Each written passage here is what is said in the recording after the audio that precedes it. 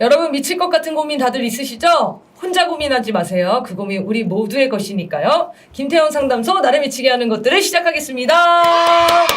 네, 안녕하세요. 김맹구입니다. 네, 안녕하세요. 심리학자 김태형입니다. 네, 오늘은 신성미 선생님이 사정이 생기셔가지고 방송에 참여하지 못하셨습니다. 다음 방송 때 다시 모시도록 하겠고요. 오늘은 둘이서 진행하도록 하겠습니다. 네. 자, 여러분의 미칠 것 같은 고민과 사연을 기다리고 있습니다. 아래 메일 주소를 이용하셔서 보내주시고요. 지금 보내주시면은 바로 접수해서 바로 다음 방송에 적용이 가능하니까 소개가 가능하니까요. 지금 주저하셨던 분들 방송 종영되기 전에 빠른 사연 부탁드리겠습니다. 자, 아래 메일 주소 chungnami0000gmail.com입니다. 자, 그러면 지난 방송 댓글 소개를 먼저 하겠습니다. 현이 님께서 4년 중이면 다음 대통령부터 해당되는 것으로 압니다. 라고 하셨는데 제가 지난번에 실수를 했어요. 4년 중임제 개헌을 하면 윤석열이 2번 하는 거 아니냐 이런 얘기를 했었는데 윤석열이 아니라 그 다음 대통령부터 해당되는 것이라고 다시 정정하겠습니다. 자, 다음 댓글은 영님입니다. 2년도 미친 듯이 길었어요. 하루하루가 위험합니다. 2년 더 가면 나라 망해요. 라고 하셨고요. 지난번에 저희가 개헌 관련된 방송을 했고 우리 조국혁신당에서 3년은 너무 길다. 이 구호가 뭐 2년은 괜찮냐. 이런 내용은 아니지 않냐. 라고 저희가 비판을 좀 했었는데 그거와 관련된 댓글이었습니다. 자, 다음 댓글 읽겠습니다. 김혜영 님이 추미애건 우원식이건 그건 둘째 문제고 2년째 매일매일 윤석열이 국민을 모욕하며 어쩔 건데 이러고 있는데 그거 못 견뎌서 국회의원 뽑아줬더니 이것들이 바로 니들이 어쩔 건데 하니까 뚜껑이 열리고 윤석열보다 더 때려주고 싶은 겁니다. 라고 하셨습니다. 국회의장 관련해서 의견을 주셨는데 매우 이제 공감이 되는 것 같아요. 특히 이제 윤석열의 태도를 보면서 민주당이 우리가 바라는 높이만큼 못하는 거에 대한 분노가 더 좀 커지는 것 같아요. 어떻게 보셨습니까? 이제 요즘에 조금 잘하는 것 같습니다. 네. 이재명 정신 바짝 차실 것 같아요. 이재명 대표가 밖으로 나오고 있잖아요. 네. 장외. 네. 그래서 이제 제 갈 길을 찾고 있다 이런 생각이 드는데 민주당 국회의원 하나하나가 다 그렇다고는 볼 수 없겠죠. 네. 전체적으로 지금 반성 모드로 들어간 것 같기는 합니다. 근데 민주당 의원들도 진짜로 이 국민들의 정서를 파악을 못하는 사람들이 있었던 모양이에요. 네, 그렇다 그래요. 네. 네. 왜 이렇게 화가 났지? 그리고 실제로 추미애가 얼마나 지지를 받았던 거지? 이거 자체도 몰랐더라고 하더라고요. 네. 네, 그래서 지금 이제 당원분들이 적극적으로 의견을 개진하면서 국회의원들이 정신을 좀 차려가는 그런 상황 같습니다. 민주당한테는 뭐 좋은 기회가 될 거라고 봅니다. 이번에 잘 혁신을 이뤄냈으면 좋겠습니다. 자, 그러면 오늘 사회 분석 시작하겠습니다. 오늘도 내용이 좀 여러 가지 복잡해요. 윤석열이 자꾸 사고를 다양하게 치고 있어가지고 오늘은 이 얘기 먼저 하겠습니다. 어제 뉴스인데요. 윤석열이 갑자기 예정이 없던 국정 브리핑까지 열면서 경북 포항 일대에 석유 가스 매장 가능성이 있다라는 결과를 발표를 했어요. 근데 이게 알아보니까 며칠 만에 다 이제 밝혀지고 있는데 작년 말부터 시추 업체를 입찰하고 있었고 왜 이제 와서 이거를 발표를 하냐. 그것도 대통령 입으로 이런 좀 비판들이 나오고 있고요. 보통은 이제 시추 후에 실제로 유전이 발견이 되면 대통령이 이제 공식 발표를 하는데 아직 유전이 있는지 없는지 확인도 되지 않는 상황이거든요. 그래서 사람들이 다 뭐 하냐면 천공 영상을 찾기 시작했습니다. 네. 근데 영락 없이 또 있어. 네, 영락 없이 거기에 또 나와요. 그래서 사람들이 지금 제일 궁금한 거는 도대체 윤석열이 왜 이렇게 다급하게 이거 국정 브리핑 4분 브리핑 했거든요. 왜 이렇게까지 발표를 하냐. 이거 제일 궁금해하는 것 같아요. 네. 뭐 가로챘다는 얘기가 있어요. 가로챘다고? 산업자원부인가? 거기 상의로 되어 있는데 네. 그 예정을 취소시키고 자기가 가로채서 했다는 지금 설이 있거든요. 산자부에서는 대통령실이 이거 발표한 거 몰랐다고 하더라고요. 그러니까 협의 없이 그러니까 자기네가 뭐 해야 되는데 갑자기 그 뺏어가지고 윤석열이 했다는 얘기죠. 근데 보통의 패턴이랑 좀 다르네요. 보통은 이제 아래에서 정부 정책을 발표하면 대통령실이 격려하고 이런 패턴이었는데 윤석열이 이걸 보고 흥분했다고 봐야 되는 거죠. 이 발표를 보고. 네. 정보를 접하고. 야, 석유가 나와? 이야, 이거 먹는 거야? 먹을 수 있다고 생각하는 것 같은데. 자, 어쨌든 윤석열이 흥분해서 가져갔어요. 그리고 그걸 발표했어. 그럼 국민들이 이걸 좋아할 거라고 생각한 거죠. 네, 그렇죠. 그러니까 이제 국민들을 뭘로 봤느냐, 이제 개돼지로 본 거죠. 야, 당근이야, 당근. 드디어 내가 맨날 채찍질만 한 게 아니고 이렇게 당근도 주잖아. 그러니까 빨리 먹어. 우리 다 부자 됐어. 야, 우리 다 부자 됐어 이 얘기죠. 근데 국민들 반응은 그런 거 아니겠어요? 요즘 젊은이들 표현을 빌자면 어쩔 건데. 지금 그래서 방금 전에 나온 그 말이네요. 뭐 어쩔 건데. 자, 석유가 발견되면 뭐 우리한테 돈 나눠주는 겁니까? 저 뭐 알래스카는 석유 배당금이라도 있죠. 네. 거기는 석유를 빼는 만큼 수익을 n분의 1로 해서 주민들한테 나눠주거든요. 그럼 우리도 뭐 그렇게 하면 또 좀 생각이 달라질 수는 있겠는데 그렇지도 않고 또 사실 있는지 없는지도 지금 확실치 않고. 네, 그게 핵심이거든요. 지금. 윤석열이 다이빙에서 들어가서 파가지고 펑펑 나오는 게 돼야 나오는 거 아니겠어요? 지금 이 기세면 다이빙도 할 기세인데 지금 반드시 찾아내겠다. 그렇죠. 윤석열을 잠수부로 투입할까요? 자, 근데 어쨌든 바다에서 석유 빼는 게 굉장히 사실 어려워요. 네. 경제성이 좀 떨어지죠. 바다 유전이. 하나 시추 꽂는데 1,000억씩 든다고. 네, 그러더라고요. 맞습니다. 네. 그래서 그런 여러 가지를 다 따져보고 확실하게 됐을 때, 확정적일 때 그때 얘기한 게 맞잖아요. 그렇지 않고 또 이 얘기했다가 아니다 싶으면 있긴 있는데 못 판다든가 있긴 있는데 파니까 안 나오더라든가 뭐 이런 뭐 국민들 심한 고문하는 것밖에 더 됩니까? 그러니까. 옛날에 박정희가 이미 한번 써먹었던 수법이기도 하자라고 하죠. 박정희 한번 발표를 한 적이 70년대. 네. 그때도 요 지역이래요.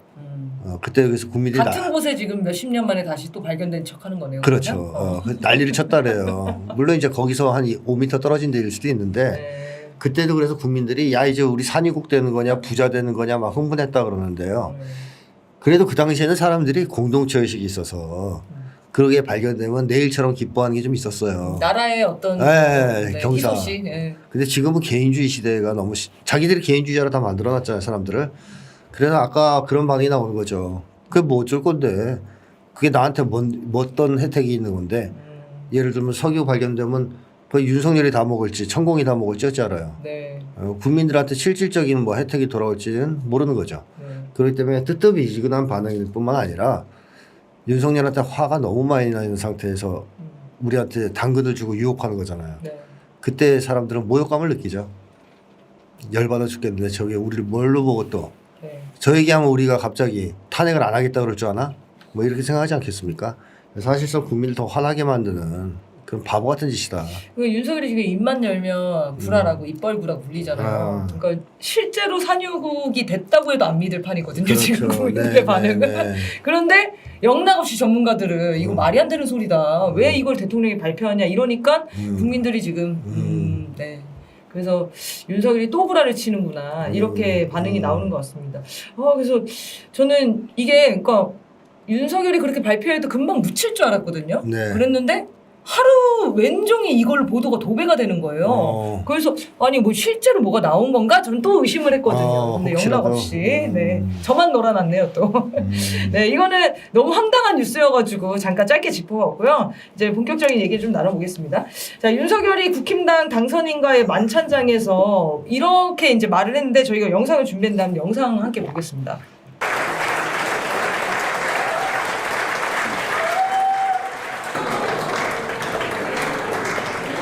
제가 우리 대통령님 그러면 화이팅으로 한번 하고 마이크를 넘겨드리겠습니다. 대통령님 화이팅! 오늘 여러분 보니까 정말 그 스트레스가 풀리고 힘이 납니다. 이제 지나간 거 다 잊어버리고 우리가 한 몸이 돼서 나라를 지키고 나라를 개혁하고 국가의 미래를 위해서 이 나라를 발전시키는 그런 당이 되고 저도 여러분과 한 몸으로 뼈가 빠지게 뛰겠습니다. 고맙습니다.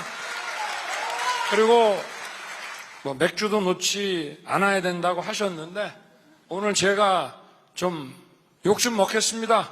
그리고 제가 테이블마다 다니면서 여러분들에게 맥주로 축하주 한 잔씩 다 드리겠습니다. 자, 파이팅! 네. 이 영상 어떻게 보셨습니까? 저럴 때 우리가 쓰는 말이 속된 말이 미쳤구나 진짜. 그러니까 진짜 욕이 절로 나와요. 완전 미쳤구나. 네. 이런 표현을 쓰는 거죠. 총선 참패했는데 윤석열의 모습을 보면 뭐 전혀 걱정하지 않는 듯한 자신만만한 모습을 네. 보이고 있지 않습니까? 네. 이럴 때 보통 이제 완전 미쳤구나 하라고 생각하든가 만약에 근데 이제 이 반론 제기하는 사람들도 있을 수 있어요. 원래 미쳤는데 또 미쳤을 수가 있냐? 그럼 2번 미치면 정상이 되는 거냐? 네. 이런 얘기 하시는 분들이 있기 때문에 근데 텐션 자체가 네. 진짜 미쳐있는 텐션 같은데요? 그러니까 네, 이거 정신 승리하는 그 장면이잖아요, 네. 지금 이게. 근데 총선 전에 미쳐 있었는데 또 미칠 수 있냐 이거 제기하신 분이 있을 수 있어서 다른 가능성 믿는 구석이 있다. 뭔가. 네. 그래서 하나는 이제 천공이 안심을 시켜줄 수 있다. 네. 야 석유도 있고 저기 동해에 북과 전쟁하면 이길 수 있고 탄핵 어림없어. 그 얘기 영상에 나왔다 그러더라고요. 탄핵 안 된다고 임기 다 채운다고. 네. 그런 얘기를. 천공이. 천공이. 네. 그러니까 천공이 그 얘기하면 뭐 윤석열은 든든하네요. 든든하죠. 부적이잖아 부적. 천공은 살아있는 부적. 그래요. 네. 그래서 그런 자신감 하나 있을 수 있고 또 하나는 전쟁 일으킬 텐데 뭐 이제 다 정리할 건데 판을 뭘 걱정해 이렇게 생각해서 자신감 넘치는 모습을 보일 수도 있다. 근데 현재는 어쨌든 붕 떠 있죠. 저 자세를 보면. 네, 설레 보여요. 네, 흥분해 있어요. 그래서 윤석열이 총선 패배 이후에 별로 정신적 타격을 받지 않았다. 물론 이제 심리적으로 깊은 측면에서는 좀 받았겠지만 네. 그래도 의식 차원에서는 전혀 타격을 받지 않고 어떻게 그럴 수가 있죠? 흥분해 있다. 어떻게 그럴 수가 있죠? 이거 아까 얘기했죠. 힘이 난다 그랬죠. 네. 이게 윤석열이 제일 좋아하는 단어는 힘이에요. 그러니까 얘는 힘으로 이 문제를 다 정리할 수 있다고 지금 믿고 있는 것 같습니다. 그래서 제가 볼 때는 뭐 천공의 안심도 있지만 윤석열이 거의 방향을 전쟁 쪽으로 가닥 잡은 거 아니냐. 결심을 거의 하고 있는 거 아니냐. 그래서 저렇게 자신감이. 네, 그런 의심이 들어요. 그거 아니면 지금 돌파할 수 있는 방법이 있어요. 그러면 이 표현이 되게 새롭게 와닿네요. 나라를 지키고. 나라를 지키고 우리가 한 몸이 돼서. 그렇죠. 이거는 전쟁을 앞두고 똘똘 뭉쳐야 된다 이런 의미겠네요. 거의 그렇죠. 민주당하고 싸우라고 이게 썼을 리는 없잖아요. 네, 그렇죠. 그러니까 이제 전쟁을 거의 결심하고 있다. 요 얘기를 이따가 대남전단 얘기하면서 조금 이어가도록 하겠습니다. 뭐 요 자리에서는 이런 얘기를 했어요. 한 당선자가 대통령의 호위무사가 되겠다. 네. 그 윤석열이 나는 당의 호위무사가 되겠다. 네. 국민을 위해 사는 사람이 아무도 없거든요. 네. 그런데 국힘당의 충성맹세를 이렇게 외치는 자들, 이 자들은 어떤 심리라고 봐야 되나요? 예, 정신적으로 하자가 있는 인간들은 이 동화가 돼요. 어떤 놈이 미쳐서 막 날뛰면 같이 미치는 거죠. 같이 미치지 않고서는 못 빼기겠죠. 못 빼기 아니라 이제 자기도 미쳤으니까 같이 미쳤으니까 이제 확 전염이 쉽게 되는 거죠. 한마디로 윤석열이 지금 흥분해서 막 날뛰니까 분위기에 도취돼서 자기도 똑같은 정신 상태가 들어서는 거죠. 심리 상태가. 같이 몰락할 거라고 생각은 아예 안 하는 걸까요? 배에서 침몰하고 있는데 지금 밑에서는 물 들어와요 이러고 있는데 위에서 지금 술판 벌어진 거 아니에요. 연주하는 그 분위기나. 예. 춤추고 막 난리 난 거 아니에요. 네.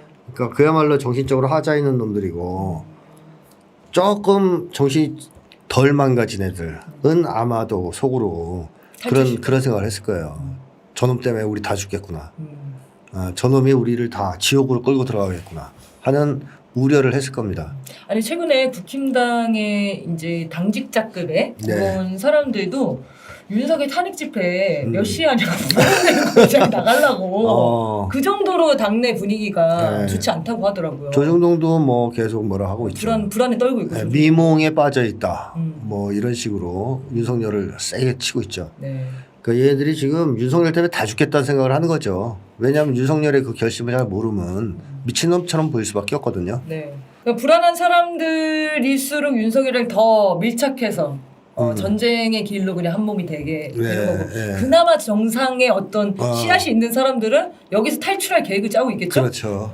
그럼 이따가 한동훈이 당대표로 들어오면은 같이 몰락하러 들어오는 거 아니에요?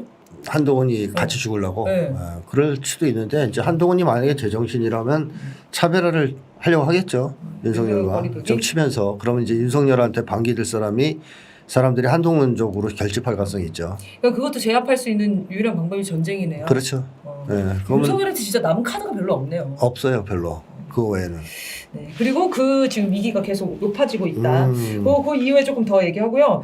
좀 황당한 내용인데 그냥 여쭤보고 싶어서 이것도 가져왔습니다. 서울시와 국책연구기관 국힘당에서 저출산 대책을 줄줄이 내고 있는데요. 서울시는 묶인 정관을 푸는 데 추경 예산 책정하겠다 이런 얘기를 했고 한국조세재정연구원 보고서에는 여학생을 1년 일찍 입학시키면 출산율이 높아진다. 이게 제가 이해가 안 돼가지고 남성의 발달 정도가 여성보다 느린데 여성을 1년 조기 입학시켜서 정신연령을 맞추고 향후 정년기 남녀가 서로 매력을 느낄 수 있도록 한다. 이런 거를 지금 연구 보고서를 냈고요. 노령층이 물가가 저렴하고 기후가 온화한 국가로 이주한다면 생산 가능 인구의 비중을 늘리는데 노령층을 없애자는 거죠. 네. 이런 얘기도 나오고 국힘당에서는 케겔 운동을 강화해야 된다. 이런 얘기까지 나왔거든요. 무슨 운동이요? 케겔 운동이라고 그 학문을 조였다가 풀었다가 하는 이런 운동이 있어요. 누가? 국힘당에서. 자기들이 하겠다고 그거를? 그래서 체조를 해요. 케겔 운동 체조를. 전 국민한테요? 자기네들이 이제 그 뭐 행사에서 앞에서 이제 체조를 하고 요걸 하면은 이 출산율이 높아진다고요? 그렇게 주장을 합니다. 네, 설명할 길이 없네요. 딱 거기까지 설명을 했거든요. 이해가 안 됩니다. 도저히. 아니 앞에도 이해가 안 됩니다. 이 내용들을. 당연히 다 이해가 안 되죠. 근데 이런 것들을 세금을 받아서 진지하게 연구하는 거 아닙니까? 네, 네. 진심인지 궁금했어요. 이런 거 연구하는 사람들은 도대체 무슨 생각으로 연구하는지. 여기 있는 사람들이 다 바보들은 아닐 거 아니에요. 그러니까 그게 다 전문가들일 거 아니에요. 나름. 네. 네. 근데 진정한 의미에서 해결책을 찾지 못해서 이런 얘기를 하는 경우가 있을 수도 있지만 네. 설사 그걸 안다고 쳐요. 네. 그러면 그걸 제한할 수 있겠습니까? 정부한테? 좀 자, 못하죠. 출산율을 올리려면 일단 윤석열이 끌어내려야 됩니다. 뭐 아니면 사회를 근본적으로 개혁해야 됩니다. 네. 등등등. 재벌 체제를 타파해야 됩니다. 분단 문제 해결해야 됩니다. 등등 얘기하면 되겠어요? 안 되겠죠. 안 되죠. 그런 얘기를 못 하고 윗사람한테 욕 안 먹을 수준에서 출산율을 끌어올리는 방법을 올려야 될 거 아니에요. 보고서는 내야 되고. 네. 네. 그러면 머리 엄청 굴려서 이딴 이상한 거밖에 나오지 않는 거죠. 어쩔 수 없이 보고서를 내야 되니까 네. 뭔가 연구한 결과는 내야 되겠고 그래서 그렇죠. 아이디어 토론을 한 거를 정리해서 올렸다. 네. 뭐 위에서는 독촉을 할 거거든요, 윤석열이. 네. 야, 뭐라도 내라. 출산율 올릴 수 있는 방법 빨리 올려내. 이렇게 해서 했을 거 아닙니까. 근데 이제 뭐 빈부격차를 해결하겠다. 불평등 문제를 해결하겠다. 주택 네. 문제를 해결하겠다. 이런 얘기 안 할 거 아니에요. 그러니까 정관 뭘 풀라고요? 네, 묶인 정관을 풀면 푸는데 이제 지원을 하겠다. 돈을 주겠다고. 네. 오세훈부터 풀어야 돼요, 머리를. 걔 이 뇌혈관을 풀어야 될 것 같아. 오세훈이가 지금 혈액순환이 안 되는 것 같은데. 그러니까 지금 뇌가 묶여 있어요, 다들. 뇌에 문제가 있어요. 네. 아니 정관 수술 제가 아까도 잠깐 어디서 얘기했는데 그 나이 든 사람들이 하는 거예요 보통. 그렇죠. 젊은이들이 하지 않아요. 네. 그러니까 아이를 한 둘, 셋 낳아서 그렇죠. 이제 더 이상은 낳을 수 없다. 한 4, 50대 지나서. 네, 한 4, 50대 때 하는 거거든요. 아니면 아이를 진짜 넷, 다섯을 낳거나. 네, 그렇죠. 이제 더 이상 안 된다, 위험하다 이래서 이제 하는 경우가 많거든요. 자, 근데 그 사람들한테 풀라 그러면 풀겠냐고요. 50대 아저씨가 그걸 풀어서 어떻게 또 아이를 낳아. 50대 애를 낳겠냐고 또. 날 수는 있겠지만 이분들한테 이건 너무 무리스러운 거 아닙니까? 무리한 요구 아닙니까? 아니, 그러니까 그걸 그 위험성을 감수하고 푼다고 돈 받고 그리고 돈 받고 푼다고 애를 낳을 리도 없죠. 네. 오세훈이가 진짜 머리가 희한한 사람이에요. 진짜 놀라웠어요. 지금 전 국민의 지금 조롱을 받고 있거든요. 이럴 거면 진짜 내질 말았어야 되는데 제가 그게 이해가 안 됐던 건데 보고서 이 절차가 있기 때문에 어쨌든 세금 받았고 연구는 해야 되겠고 그렇죠. 이런 전문가들이 지금 국책연구원에 있다는 거죠. 네. 그리고 이건 진짜 더 황당한데요. 남성의 발달 정도가 여성보다 느리다 이건 맞긴 맞아요. 네, 이거 맞아요. 초등학교 때까지는 대체로 여성들이 발달이 빨라요. 네. 그래서 초등학교 들어가면 여자애들이 두각을 더 많이 나타내죠. 공부를 더 잘하고 공부도 잘하고 신체 능력도 키도 커요. 맞아요. 신체도 좋아. 그래가지고 남자애들이 맞죠. 보통 맞아요. 여자애들한테 이 자식 빵 사와 자식아 뭐 이러기도 하고 그러잖아요. 그래서 그거를 하기 위해서 여학생들을 1년 입학을 일찍 시킨다. 그럼 뭐 얘네들이 조언을 한다는 거예요? 어릴 때? 조언을 하네. 무슨 정신연령이 언젠가는 비슷해질 거 아니에요. 아니 근데 시간이 지나면요. 그렇죠. 사춘기를 넘어서면 남자가 빨라져요 또. 그래가지고 발달 그거니까. 그래서 체격도 훨씬 커지고 정신 연령도 다 따라잡죠 금방. 네. 그래서 이걸 하면 여자가 남자랑 결혼을 한다고요? 야, 얘들 진짜 이게 어떻게 하면 이런 정책이 나오는지 모르겠어요. 이런 발상과 이 상상을 한다는 것 자체가 좀 기발합니다. 네, 기발합니다. 윤석열 밑에 오래 있다 보니까 비슷해지는 것 같기도 한데요. 자살공화국이라는 책을 선생님도 쓰신 적도 있거든요. 근데 그때도 저출산이랑 이 높은 자살률 때문에 대한민국이 인구 소멸 국가로 가고 있다. 이런 네. 얘기를 하셨었어요. 이것도 한 10년 된 얘기입니다. 그죠? 10년 전이죠? 네, 그렇죠. 근데 선생님이 생각할 때 이제 이 저출산의 원인과 해결 방안 간단히 좀 정리를 해주시면 우리 국책연구원들한테 좀 도움이 되지 않을까. 일단은 한국에서 왜 애를 안 낳는 거 같냐 이렇게 국민들한테 물어보면요. 거의 100이면 100 돈 얘기를 할 거예요. 네. 키우는데 돈이 많이 들어서. 돈이 너무 많이 든다. 근데 젊은이들이 돈이 있냐? 없죠. 현재의 한국의 경제가 굉장히 안 좋은 상황이고 청년 실업도 뭐 역사상 유례가 없을 정도로 심각하고 요즘에는 옛날과 달라서 맞벌이를 하지 않으면 생존이 불가능한 경우가 대부분입니다. 맞아요. 그만큼 경제가 안 좋아졌다는 거죠. 옛날에는 가장이 혼자 돈 벌어도 가족들이 먹고 살았다면 지금은 맞벌이를 뛰지 않으면 가족을 운영할 수 없을 정도로 힘들어요. 그러면 젊은이들이 결혼해가지고 둘이서 맞벌이해서 겨우 살기도 바쁘잖아요. 근데 아이를 키울 수 있을 만한 경제적 여유가 있기는 힘들다. 시간적 여유도 별로 없다. 뭐 연애할 시간도 별로 없을 정도니까. 맞아요. 예. 그 일할 때 예를 들면 일찍 끝나고 저녁 때 야근도 없고 주말에는 쉬고 이래야 뭐 젊은이들이 데이트도 하고 그럴 거 아니에요. 근데 그럴 만한 직장도 별로 없어요. 그리고 애들은 요즘에 애들은 더 일하려고 해요. 불안하니까 돈이 차라리 벌어가지고 그렇죠. 쌓아놓으려고. 맞아요. 이제 그런 경우도 이제 사회적인 문제, 주택 문제도 있고 네. 이래서 노동의 문제, 장시간 저임금 노동, 맞벌이 노동 뭐 등등의 문제, 그다음에 양육비 문제, 그다음에 주택 문제 등등 사회적으로 아이를 낳아서 키울 만한 환경이 아닌 것이 일단 제일 크다. 네. 이렇게 봐야 되는데 그것만으로 아이를 안 낳는 건 아닙니다. 하나 더 있죠. 그게 뭐냐면 돈 줘도 저는 출산율이 당분간 안 올라갈 가능성이 높다고 봐요. 한동안은 빠른 속도로. 집이랑 돈을 다 줘도. 네. 네. 그게 왜 그러냐면 젊은이들이 행복하지가 않아요.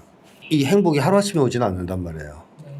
이미 오랫동안 계속 불행한 삶을 살아왔기 때문에 어느 날 갑자기 집 주고 이런다고 나 이제부터 너무 행복해 이렇게 바로 바뀌진 않는단 말이에요. 물론 시간이 가면 서서히 좋아지겠죠.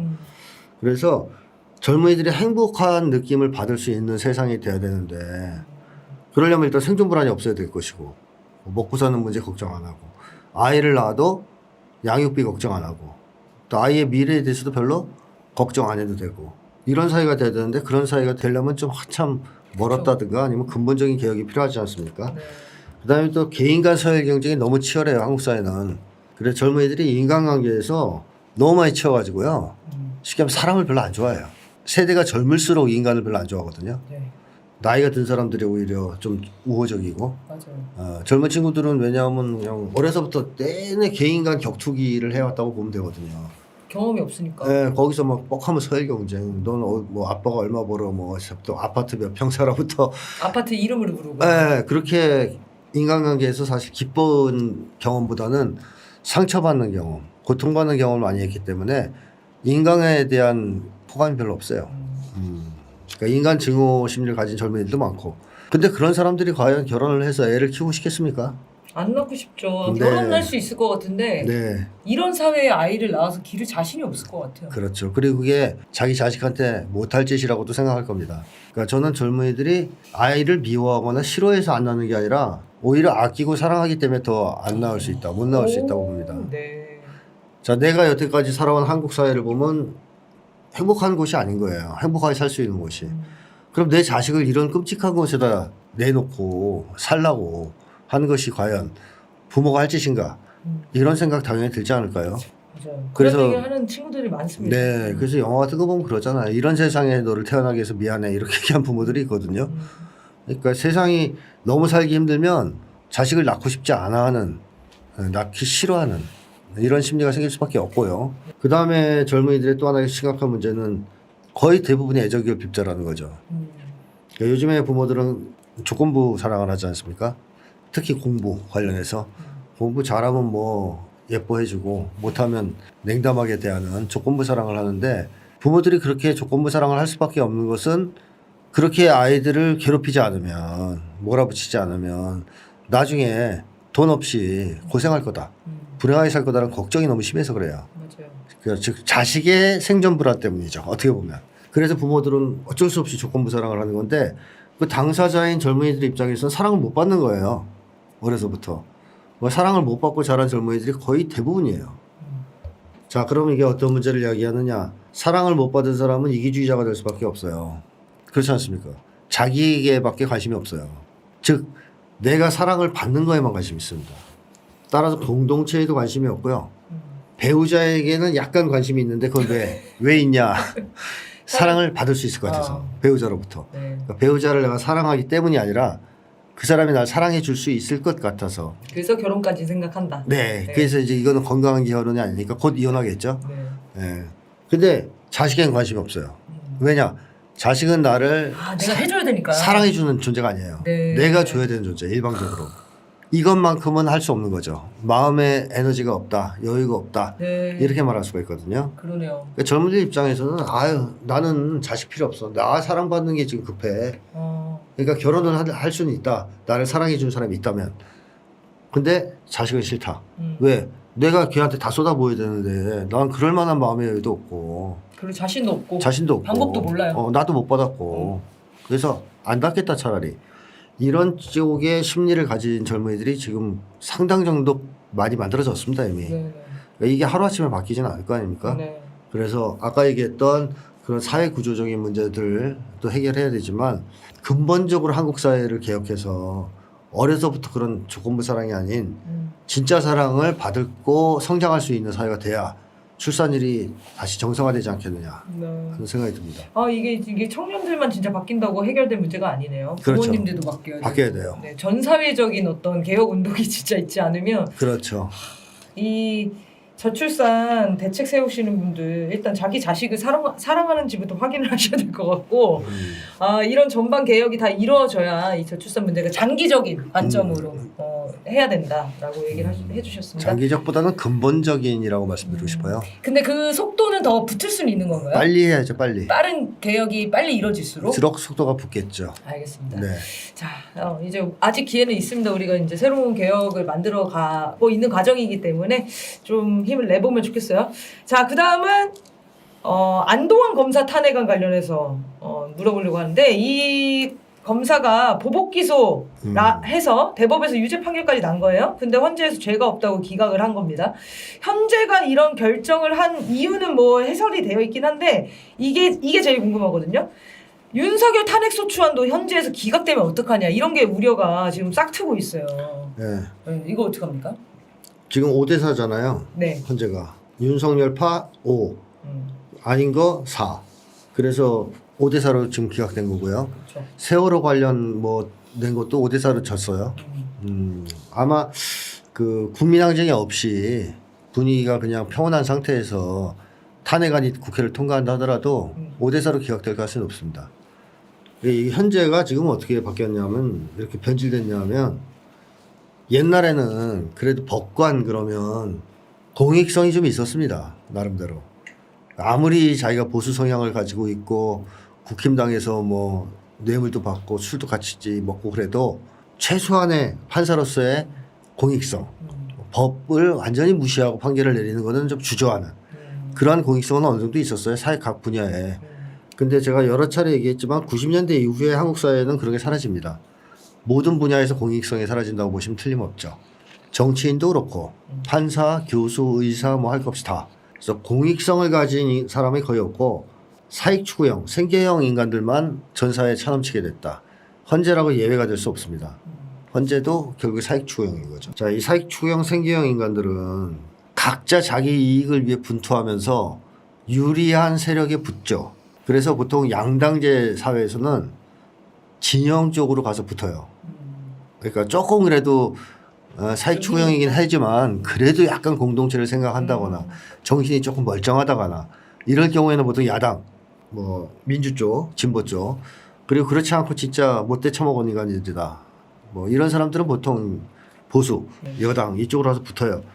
이래서 미국도 민주공화당 간에 거의 극단적인 대립이 지금 벌어지고 있잖아요. 곧 전쟁 날 가능성도 있단 말이에요. 네. 내전이 벌어질지도 모른다 이런 얘기가 나오고 있는데 한국도 점점 그렇게 바뀌었습니다. 시간의 흐름에 따라서 반으로 딱 쪼개져 있는 진영 논리로 막 대립하는. 그러니까 법원도 이렇게 쪼개지고 모든 집단이 이걸로 쪼개지는 거죠. 국민들도 쪼개지고. 물론 이제 다행히 국민들은 압도적인 다수가 지금 윤석열을 싫어하긴 하지만요. 네. 자, 그래서 헌재는 사실 진영 논리를 대변하는 기관이 돼버렸지 국가 최고 중대사를 결정하는 공정하고 권위 있는 기관은 아니다. 더 이상. 이미 기능을 상실했네요. 상실했죠. 근데 이게 체계가 이상하지 않습니까? 그러니까 국민들이 명령을 하는 거예요. 이건 안 된다. 얘는 잘라라. 네. 라고 하는데 그거를 법률적으로 맞냐 안 맞냐를 국민보다 더 높은 곳에서 최종 결정을 하는 거잖아요. 그게 있을 수 없는 일이죠. 그럼 이게 예전에는 되게 익숙했는데 요즘에 갑자기 이게 너무 어색한 거예요. 어떻게 네. 이럴 수가 있지? 이 사람은 심지어 판사가 유죄라고 한 거잖아요. 그런데 헌재에서 뭔데 기각을 하지? 헌재가 뭐지? 이런 고민들이 들기 그렇죠. 시작하더라고요. 그래서 헌재 폐지해야 돼요. 이제. 그렇게 주장하시는 분들도 있고 네. 이번에 뭐 이제 탄핵되고 나서 개헌을 할 때 반드시 폐지해야 됩니다. 네. 헌재는 지금 개혁을 가로막는 역기능을 수행하고 있어요. 왜냐면 이제 헌법이나 법률이라는 게 그 시대적인 제한성이 있잖아요. 당연하죠. 계속 이제 변동이 되는 건데 더 네. 진보적으로 나아가야 되고. 근데 여전히 옛날 그 헌법의 기준에서 계속 판단하는 거면 다행인데. 헌법만 잘 지켜도 다행이죠. 그러니까 그것도 아닌데. 진영적 논리를 피면서 네. 편파적인 판결을 하는 경우도 많고 네. 게다가 법률만 충실하게 반영한다고 되는 게 아니에요. 국가 중대사는. 때로는 법을 뛰어넘는 판단이 필요한 경우도 많아요. 도덕적 판단 같은 것들. 그 대표적인 것 중에 하나가 이제 세종시 이전, 수도. 노무현 전 대통령이 국가 균형 발전을 위해서 추진했던 겁니다. 그걸 가지고서는 안 된다 그랬잖아요. 헌재에서. 관습법인가 뭐. 네, 위헌 판결 내렸어요. 그리고 이번에 대표적인 거 한번 생각해 보십시오. 윤석열 정권이 대북 비라 살포 금지법을 위헌 신청했는데 위헌 판결했어요. 네. 얘네들이 판단한 것은 자유의 편이 뭐니 이제 뭐 소위 이제 그 법 체계를 가지고 얘기한 건데 자유민주주의 체계에서 법보다 위에 있는 게 국가안보죠. 그러니까 만약에 이 삐랏가 전쟁의 불씨가 될 수 있다고 판단한다면 국민의 안전을 책임져야 하는 입장에서 대통령은 금지시켜야 되거든요. 그럼 그걸 못하게 막은 거예요, 헌재가. 자, 만약에 이 가정이지만 이 삐랏 건이 불씨가 돼서 한반도에 전쟁이 터진다면 헌재 탓이네요. 네, 어디서부터 전쟁이 시작됐느냐? 헌재가 시작한 거예요, 헌재가. 그러네요. 헌재가 이걸 허가하면서 시작된 거예요. 그러니까 헌재가 전쟁을 일으킬 수도 있는 판단을 하는 거 아닙니까? 9명이. 그런 권한은 없죠. 없죠. 사실은. 자기들이 뭔데. 그러네요. 이게 다 하여튼 모순이네요. 생각해보니까. 심각한 모순이죠. 네. 아 이게 시대가 이제 바뀌면서 헌재가 해야 될 역할들이 줄어드는 것 같네요. 네. 없어져야 되는 것 같고. 그러니까 이게 개헌 얘기가 계속 나오는 게 이런 전반적인 구조개혁, 사회개혁 다 동시다발적으로 이루어지지 않으면. 근데 네. 이번에 만약에 윤석열 탄핵안이 발의가 됐어요. 그럼 헌재에서 기각이 돼요. 네. 그럼 정말 좋은 기회 아닙니까? 헌재를 없애자고 나오겠죠. 없앨 수 있는 좋은 기회예요. 네. 그러니까 일단 발의를 하시는 게 좋은 것 같아요. 네. 개헌에 더 불이 붙을 가능성이 높죠. 그렇게 그리고 뭐 되면 국민항쟁이 크게 크게 확산된다. 크게 확산된다. 이렇게 되면 헌재는 아까 얘기했잖아요. 부탁이다. 법에 의해서 판단한 조직도 아니라니까요. 박근혜 그러니까. 탄핵한 거 보세요. 맞아요. 이거 잘못해서 우리가 날리면 헌재가 날아가겠는데 이래서 판단하는 집단 아니에요. 맞아요. 얼마나 정치적입니까? 네. 근데 또 우리는 그걸 이용할 수밖에 없죠. 그러니까 국민항쟁을 크게 고조시켜야 헌재가 그나마 이거를 받아들일 가능성이 있다.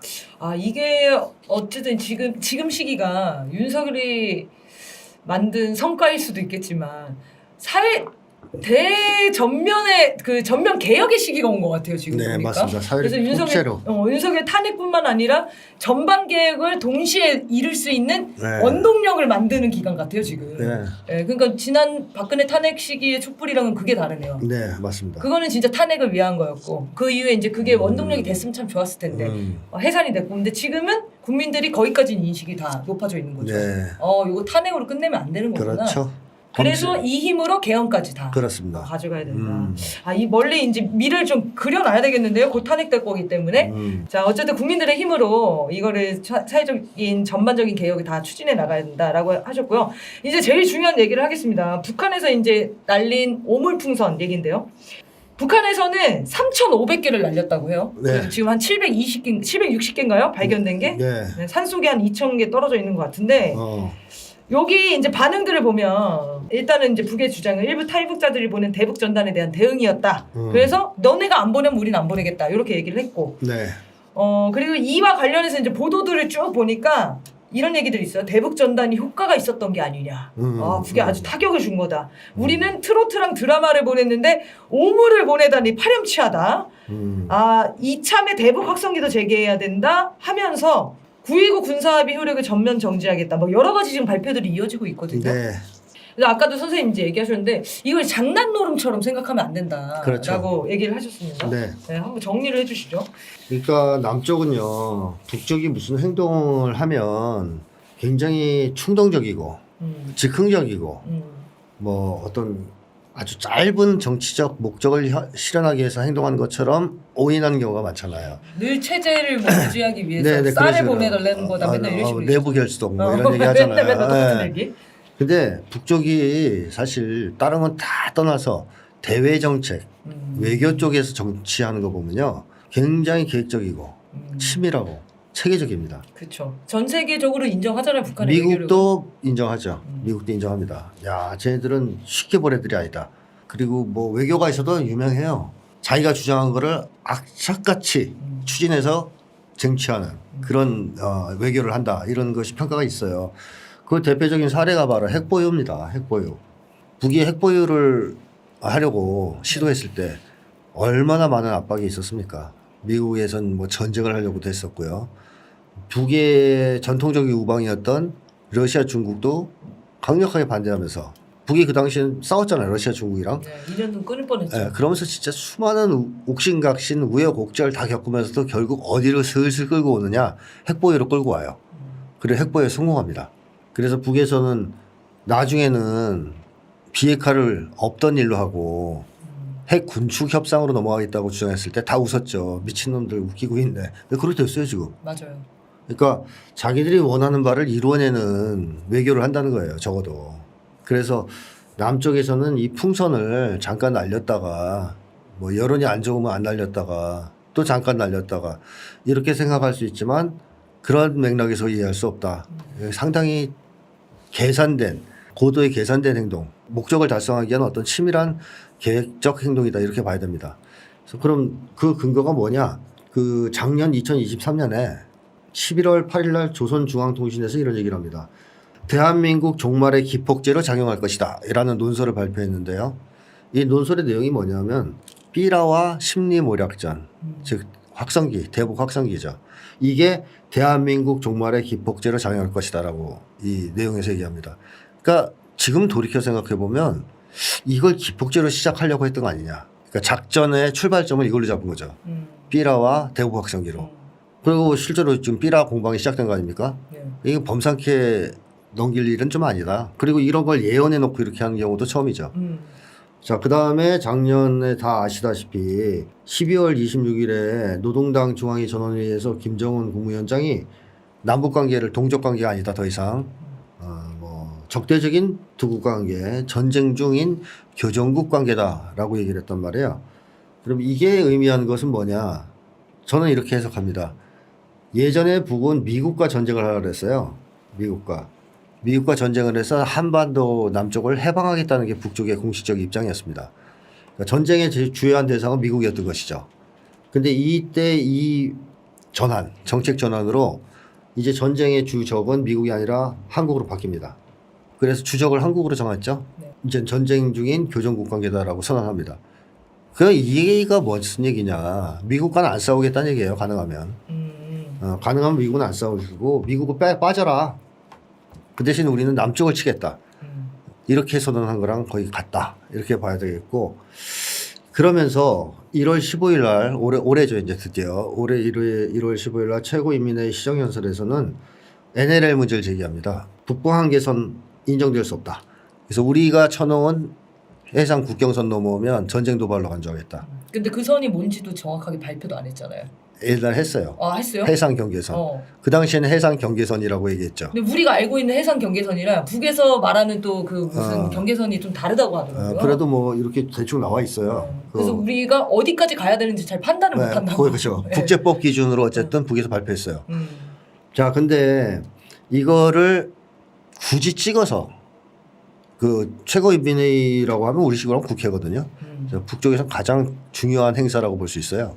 여기서 찍어서 얘기했습니다. NLL 문제를. 그럼 이게 뭘 의미하느냐. 결국 아까 얘기했듯이 시발점과 불씨는 삐라와 그 대북 확성기 방송이지만 제대로 된 불꽃은 서해에서 튈 가능성이 높다는 걸 얘기하는 거죠. 미리 경고를 한 거네요. 미리 얘기한 거예요. 이걸로 치고 들어가겠다는 거를. 어떻게 보면 또 이 얘기를 알아듣는 쪽은 알아들을 겁니다. 미국 같은 데서는. 자, 그래서 이런 상황에서 올해가 시작됐어요. 그래서 남북 관계는 과거의 70년 관계하고 달라졌다. 올해부터의 남북 관계는 일촉즉발의 전쟁이 발생할 수 있는 약간의 실수나 불씨만으로도 전쟁이 터질 수 있는 아주 극단적으로 위험한 상황에 도달했고 북쪽은 이미 삐라, 대북 확성기, 서해, 국경선 이 세 가지를 가지고 문제 제기를 하고 치고 들어오겠다고 선언한 상태입니다. 자, 그러면 남쪽에서 5월 10일 날 박상희가 삐라 날렸거든요. 네. 그전에도 많이 날렸어요. 근데 어쨌든 대표적으로 최근에 날린 게 5월 10일인데 그러자마자 북방성에서 25일 날 얘기를 하죠. 이때 세 가지 얘기합니다. 공중 정찰 행위 남쪽에 너무 심하다. 두 번째는 삐라 살포 대응하겠다. 세 번째는 해상 국경선 침범을 계속하고 있어서 자위권 행사하겠다고 발표했죠. 세 가지를 얘기합니다. 네. 이 중에서 두 가지는 앞에서 얘기했던 거 다시 나온 거예요. 본격적으로.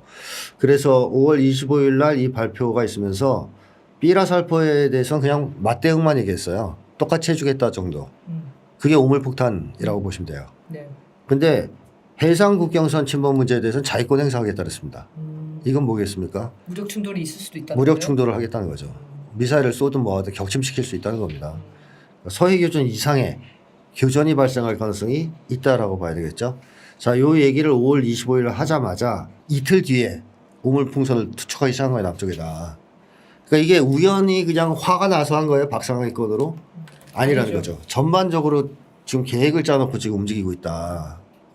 여러 번 경고도 했고 하지 말라고 했고 네. 그리고 우린 이렇게 대응할 거라고 발표도 다 해놨고 이걸로 시작할 거라는 얘기까지 한 거예요. 이거 위험하니까 조심하라고까지 했고 이게 기폭제가 될 거라고 얘기까지 하고 요 경계선 문제로 우리가 가만히 있지 않겠다. 적대 관계 문제를 청산하는 쪽으로 가겠다는 얘기까지 한 거예요. 네. 그 미국한테는 빠지라고 얘기를 한 거죠.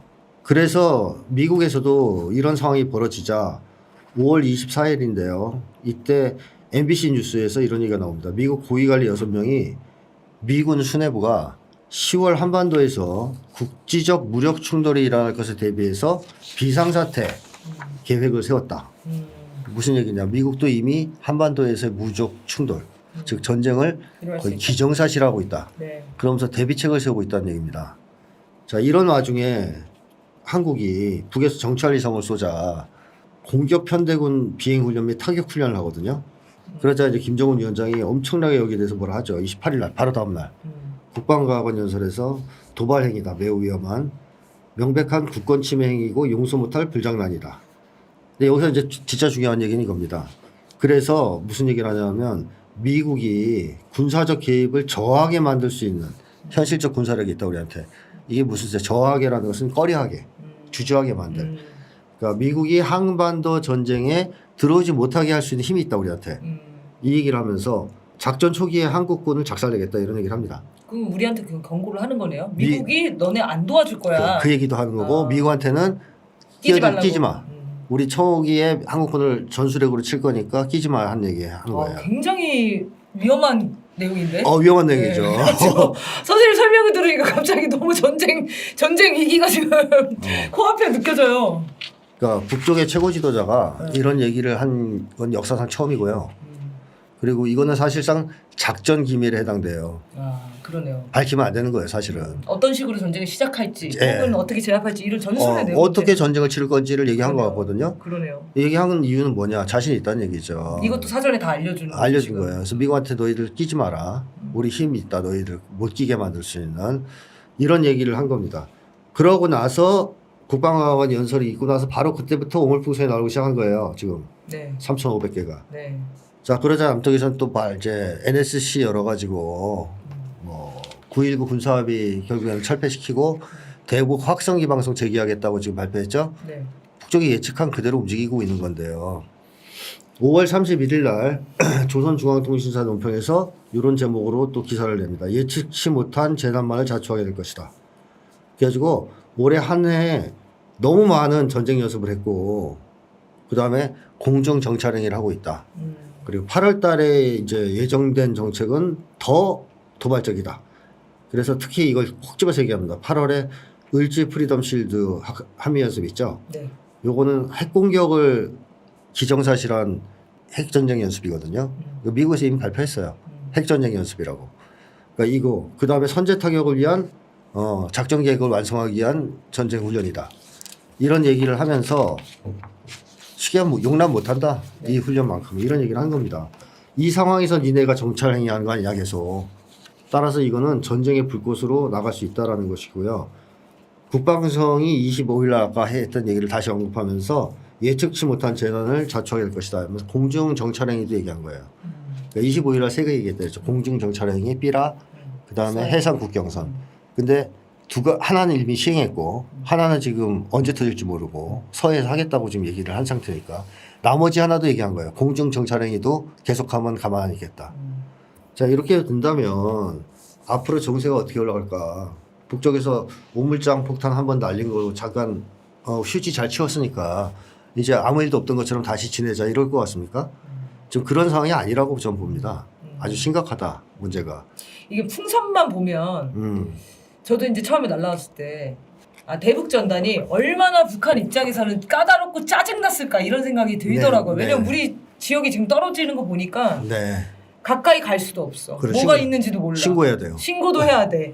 치우기도 마음대로 치울 수도 없어. 네. 만질 수도 없어. 그러니까 네. 계속 국가 역량이 소모되죠. 소모되잖아요. 근데 이거를 사실 박상하기 한두 번 날린 것도 아니고 그렇죠. 한 해에 막 두세 차례씩 날리면. 아, 그래서 너네도 당해봐라. 어떤 느낌인지 봐라. 저는 이 정도로 이해했었거든요. 네. 근데 지금 보니까 그 아까 말씀하신 세 가지 중에 이 한 가지는 그렇게 대응을 한 거고. 그렇죠.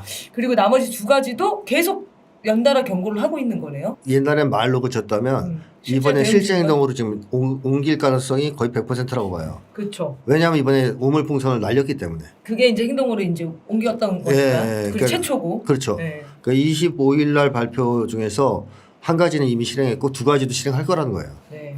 근데 이 시점에서 윤석열이는 지금 대북 이때다 확성기 싶어서. 방송을 하겠다는 거거든요. 이때다 싶어서 지금 전쟁하자는 거 아닙니까? 그렇죠. 윤석열은 지금 신났어요. 전쟁, 야 드디어 전쟁이구나.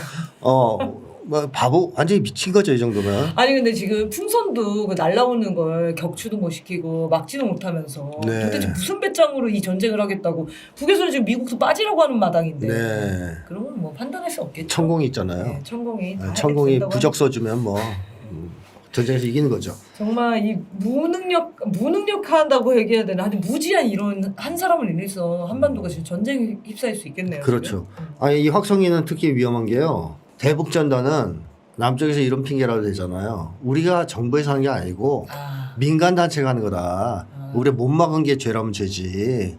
이런 양해해달라 이런 거잖아요. 그러니까 북쪽도 똑같은 표현을 썼어요. 네. 우리 인민이 한 거니까 양해해달라. 그럼 표현의 자유다. 네, 표현의 자유다. 근데 확성기 방송은 군대에서 하는 거예요. 군대가 주체입니다. 그리고 남북은 지금 교전 중인 적대국 관계이기 때문에 군대가 확성기 방송을 하는 것은 심리전으로서의 전쟁 행위예요. 그럼 북쪽도 자위권 행사를 할 수 있어요. 그러니까 이거는 삐라에 대한 대응하고는 차원이 다른 대응이 나올 거라는 거죠. 그래서 만약에 북쪽에 조준격파를 한다고 한다. 박근혜 정부 때처럼. 네. 그때도 2015년에 있었거든요. 근데 조준격파를 하면 남쪽에서 가만히 있겠습니까? 대응을 해야죠. 대응하고 포스 쏘겠죠. 네. 포스 쏘면 북에서는 전쟁이죠. 방사포든 뭐든 바로 전쟁으로 넘어갈 수가 있기 때문에 이 대북 확성기 방송 못하게 해야 되거든요. 근데 지금 야당이나 이런 데서 이 얘기를 좀 안 하는 것 같아서 좀 답답합니다. 네. 이게 굉장히 지금 위험한 상황인데 네네. 야당의 반응은 이제 양비론이에요. 북한도 잘못하고 북한도 가만히 있고 정부도 잘못했다. 네. 이런 식으로 얘기를 하고 있는데 이게 사실 본질적인 문제를 이렇게 짚지 않으면 전쟁을 막을 수 없다. 없죠. 그렇죠. 일단 급한 거는 걱정됩니다. 뭐 예를 들면 북한 욕해봤자 아무 소용 없어요. 이미 아까 얘기했듯이 쭉 작년부터 추진하는 거 아니에요. 일관된 계획을 가지고 남쪽을 잡아야 되는 거죠. 그 강대강으로 계속 나가지 못하도록. 그래서 첫 번째가 대북 확성기 방송이고 서해 문제입니다. 서해에서 지금 군사훈련을 올해 들어와서 계속 하거든요. 1월부터 지금까지. 근데 이 군사훈련 과정에서 좀 있으면 또 한다 그러는데 어떤 일이 벌어질지 모르잖아요. 네. 그러니까 대북 확성기하고 서해 일대에서의 군사훈련 중지 이걸 빨리 실천으로 옮기지 못하면 전쟁이 터질 수 있다. 그러니까 미국의 지금 주요 인사들도 이거 남북 전쟁 한반도 전쟁 난 미국은 빠져야 된다. 주한미군도 철수시켜야 된다. 이런 얘기들이 계속 나오고 있거든요. 공공연히 하고 있죠. 네. 그리고 한국이 알아서 전쟁을 진행해라 네. 이런 얘기를 하고 있는데 윤석열이 뭘 믿고 지금 이렇게 나대는지 모르겠네요. 이런 사람들 있잖아요. 그 북한에서 그럼 이렇게 하는데 우리도 그 대응 강경하게 해야지. 그 말은 그냥 전쟁하자는 얘기잖아요. 전쟁하자는 얘기예요. 네. 네. 근데 아시겠지만 그런 주장을 하는 사람들은 대부분 군대를 안 갔다 왔죠. 네, 맞습니다. 네. 네, 그래서 되게 위태로운 상황이다라는 거를 우리가 같이 인식을 좀 해야 될 것 같습니다. 이 오물풍선에 꽂혀 있으면 안 될 것 같네요. 그렇죠. 너무 짧게 보면 안 되고요. 그리고 더 무서운 건 박상학이 또 보낸다고 했거든요. 또 날린다 했죠. 그리고 8월 달에 그 핵공격 연습을 전제한 그 연합훈련 네. 실시되는 것도 지금 매우 위험한 문제입니다. 그 8월 훈련에 일본도 같이 참여한다는 얘기가 있어요. 그렇습니다. 그거야말로 이제 전쟁 준비를 하는 거잖아요. 네, 한미일도. 그렇죠. 굉장히 위태롭게 지금 흘러가고 있는 상황이다. 네. 네. 알겠습니다. 좀 주시해서 봐야 될 것 같습니다.